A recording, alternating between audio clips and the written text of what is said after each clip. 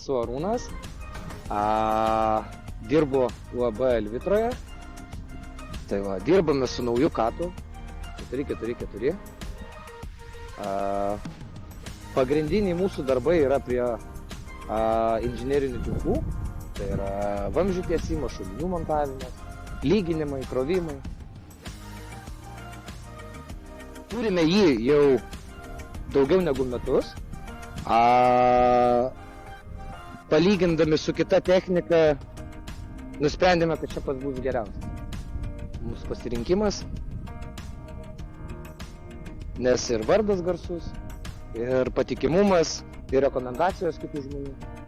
Prieš perkant būtent šį modelį, metus laiko nuomavausi iš Avesko Rento taip pat didžiaratį traktorių ir metus laiko eksploatavęs jį. Nusprendžiau, kad mums irgi reikia jį.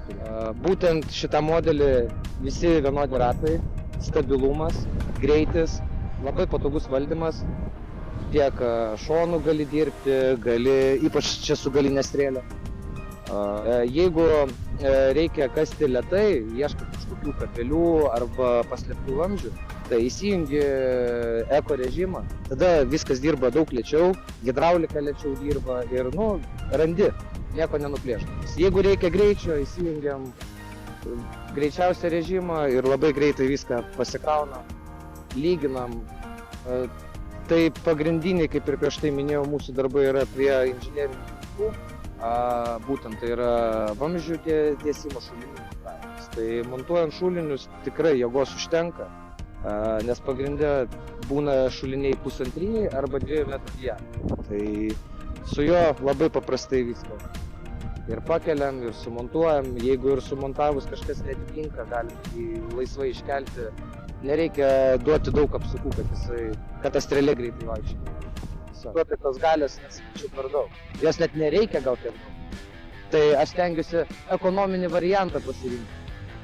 Nes čia galios, labai galingas traktorius. Pagrindinis mūsų darbo laikas yra nuo pavasario iki vėlyvo rudens, tai vasarą šioje kabinoje praleidžiu ir 14 valandų per parą. Tai kabina yra labai ergonomiška, labai patogus orinė sėdynė, visi valdikliai, mygtukų išdėstymas, labai gerai. Viskas traktorius sukurtas būtent aparatui. Kad jam būtų patogu, kad jis nejaustų nuovargio, visas išdėstymas, labai platus matymo laukas.